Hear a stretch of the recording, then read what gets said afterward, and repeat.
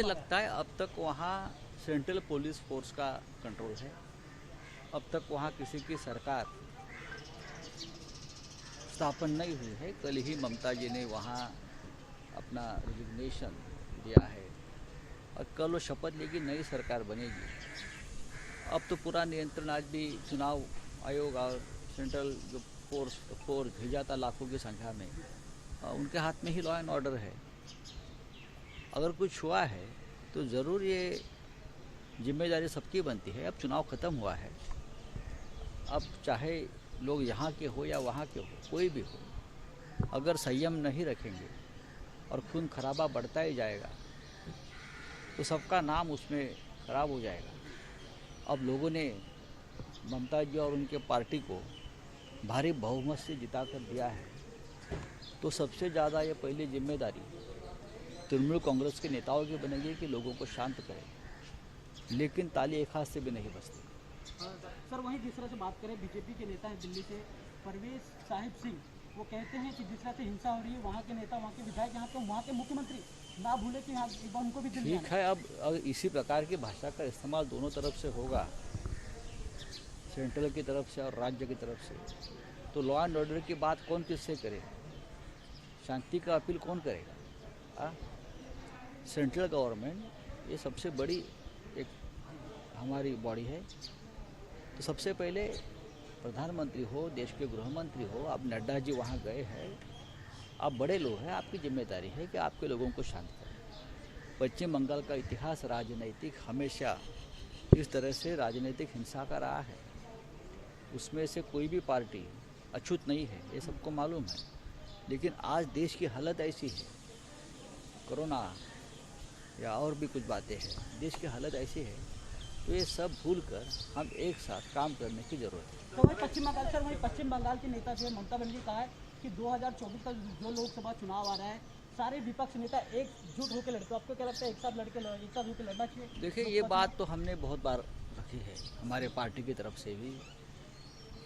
आदरणीय उद्धव ठाकरे जी ने भी ये बात रखी है, सबको एक साथ आकर लड़ना होगा। आपको मालूम है, शरद पवार साहब ने यह बात रखी है महाराष्ट्र से।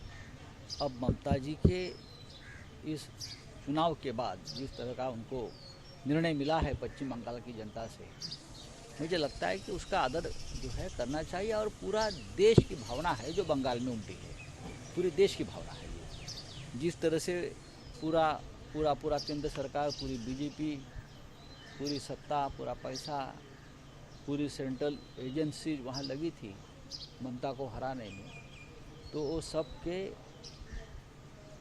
सबको धुल में मिलाकर ममता जी अगर जीती है, तो मैं मानता हूँ ये देश के मन की बात पश्चिम बंगाल की भूमि से सामने आई है। तो ये एक जनादेश भी है, एक आदेश भी है कि सभी जो बीजेपी विरोधी है उनका कोई फ्रंट बने अच्छा, और 2024 के चुनाव में हम एक साथ चुनाव लड़े। लेकिन अब उसके लिए अब उसका नेतृत्व कौन करता है वो देखना पड़ेगा। दिल्ली में बैठकर कौन समय दे पाता है ये सब कामों के लिए, ये भी देखना पड़ेगा। बोला, पश्चिम बंगालमध्ये हिंसाचार सुरू असल्याच्या बातम्या फार दुःखद आहेत, चिंताजनक आहेत। खरं म्हणजे पश्चिम बंगालच्या जनतेनं ममता बॅनर्जी यांना जोरदार बहुमत प्राप्त करून दिलं आहे। म्हणजे पश्चिम बंगालचा जो निर्णय आहे हा एक ऐतिहासिक आणि क्रांतिकारक निर्णय आहे लोकांनी दिलेला। ही देशाच्या मनातली भावना तिकडे उमटलेली आहे। असं असताना आता दोन्ही बाजूनी संयम राखणं गरजेचं आहे।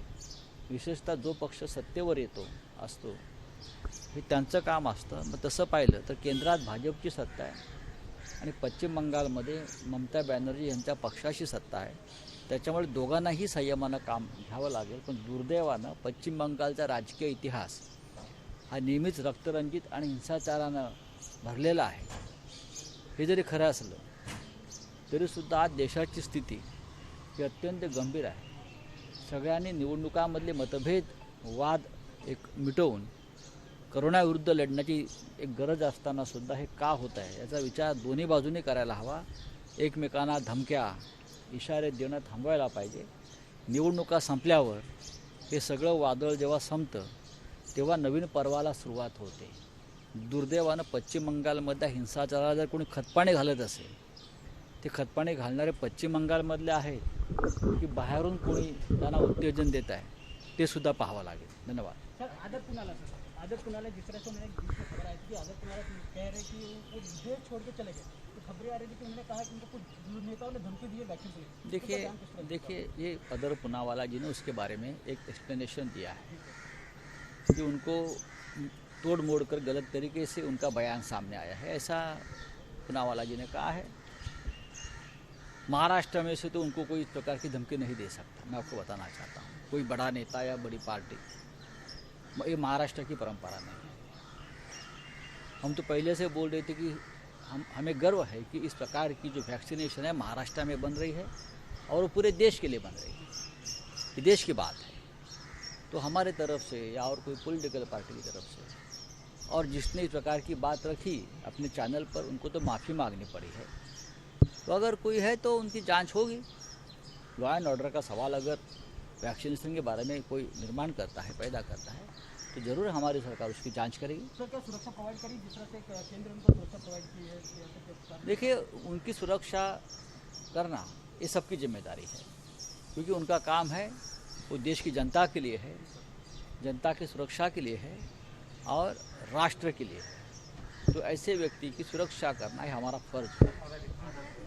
बोला पहा की जर अशा प्रकारच्या धमक्यांसंदर्भात जर स्वतः अदर पुनावाला यांनी काही वक्तव्य केलं असेल तर ते गंभीर आहे. खरं म्हणजे महाराष्ट्रातून अशा प्रकारचं कोणीही त्यांना धमक्या देणार नाही. महाराष्ट्राची परंपराच नाही.